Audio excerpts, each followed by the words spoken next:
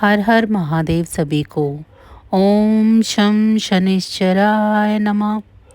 आज शनिवार का दिन शनिदेव की पूजा के लिए है। इस दिन शनिदेव की पूजा करने से वे प्रसन्न होते हैं और भक्तों के कष्टों को दूर करते हैं। जिनकी कुंडली में शनि दोष, शनि की 7.5 या ढैया होती है, उनको शनिवार का व्रत करना चाहिए और शनिवार व्रत कथा पढ़नी या सुननी चाहिए।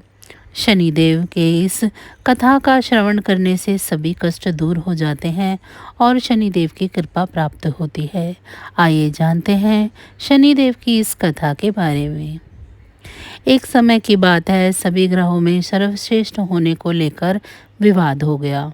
वे सभी ग्रह सूर्य, चंद्र, मंगल, बुध, गुरु, शुक्र, शनि, राहु और केतु इंद्रदेव के पास गए। वे भी निर्णय करने में असमर्थ थे, तो उन्होंने सभी ग्रहों को पृथ्वी पर राजा विक्रमादित्य के पास भेज दिया, क्योंकि वे एक न्यायप्रिय राजा थे। सभी ग्रह राजा विक्रमादित्य के पास पहुंचे और अपने विवाद के बारे में बताया।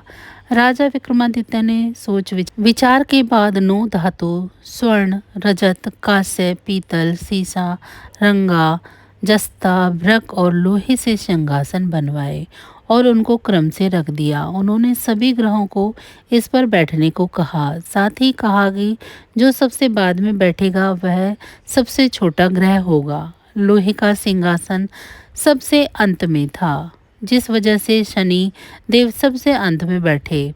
इस वजह से वे नाराज हो गए। उन्होंने राजा विक्रमादित्य से कहा कि तुमने जानबूझकर ऐसा किया है। तुम जानते नहीं हो कि जब शनि की दशा आती है तो वह ढैया से 7 साल तक होती है। शनि की दशा आने से बड़े व्यक्ति का विनाश हो जाता है। शनि की 7.5 आई तो राम को वनवास हुआ और रावण पर शनि की महादशा आई तो उनका सर्वनाश हो गया। अब तुम सावधान रहना। कुछ समय बाद राजा विक्रमादित्य पर शनि की महादशा शुरू हो गई। तब शनिदेव घोड़े का व्यापारी बनकर उनके राज्य में आए। राजा विक्रमादित्य को पता चला कि एक सौदागर अच्छे घोड़े लेकर आया है, तो उन्होंने उनको खरीदने का आदेश दिया। एक दिन राजा विक्रमादित्य उनमें से एक घोड़े पर बैठ गए, तो वह घोड़ा उनको लेकर जंगल में भाग गया और गायब हो गया। राजा विक्रमादित्य का वक्त बुरा शुरू हो गया। भूख प्यास से वे तड़प रहे थे, तो एक ग्वाले ने उन्हें पानी पिलाया, तो राजा ने उसे अपनी अंगूठी दे दी। फिर नगर की ओर चल दिए। एक सेठ के यहाँ पानी पिया। अपना नाम उज्जैन का वीका बताया। सेठ वीका को लेकर घर आ गया।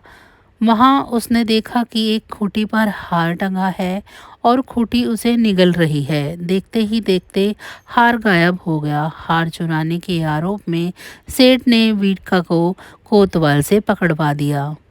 वहाँ के राजा ने वीका का हाथ पकड़कर कटवा दिया और नगर के बाहर छोड़ने का आदेश दिया। वहां से एक तेली गुजर रहा था। वीका को देखकर उस पर दया आई। उसने उसे बैलगाड़ी में बिठाकर आगे चल दिया। उस समय शनि की महादशा समाप्त हो गई। वीका वर्षा ऋतु में मल्हार गा रहा था। उस राज्य की राजकुमारी मनभावनी ने उसकी आवाज़ सुनी तो उससे विवाह करने की जिद करके बैठ गई। हार कर राजा ने बेटे का विवाह वीका से कर दिया। एक रात शनिदेव ने वीका को स्वप्न में दर्शन दिए और कहा कि तुमने मुझे छोटा कहने का परिणाम देख लिया। तब राजा विक्रमादित्य ने शनिदेव से क्षमा मांगी और कहा कि उनके जैसा दुख किसी को न दे। तब शनिदेव ने कहा कि जो उनकी कथा का श्रवण करेगा और व्रत रखेगा, उसे शनि दशा में कोई दुख नहीं होगा। शनिदेव ने राजा विक्रमादित्य के हाथ और पैर वापस कर दिए। जब सेठ को पता चला कि वीका तो राजा विक्रमादित्य है, तो उसने उनका आदर सत्कार किया और अपनी बेटी श्री श्री कन्वरी से उनका विवाह कर दिया। इसके बाद राजा विक्रमादित्य अपनी 2 पत्नियों मनभावनी एवं श्री कन्वरी के साथ अपने राज्य लौट आए। वहां पर उनका स्वागत किया गया। राजा विक्रमादित्य ने कहा कि उन्होंने शनि देव को छोटा बताया था, लेकिन वो तो सर्वश्रेष्ठ है। तब से राजा विक्रमादित्य के राज्य में शनि देव की पूजा और कथा रोज होने लगी। तो बस आज की जानकारी इतनी ही थी। फिर मिलेंगे हम आपको ऐसी ही किसी अन्य जानकारी के साथ। तब तक अगर आपको मेरी ये जानकारी अच्छी लगी हैं तो वीडियो को लाइक करें। चैनल को सब्सक्राइब नहीं किया है तो ऐसी ही वीडियो के लिए चैनल को सब्सक्राइब कर लें और कमेंट बॉक्स में मुझे ज़रूर बताएं कि आप सभी को मेरी ये जानकारियाँ कैसी लग रही हैं। इसी के साथ अब मुझे दीजिए इजाज़त। आप सभी का बहुत बहुत धन्यवाद।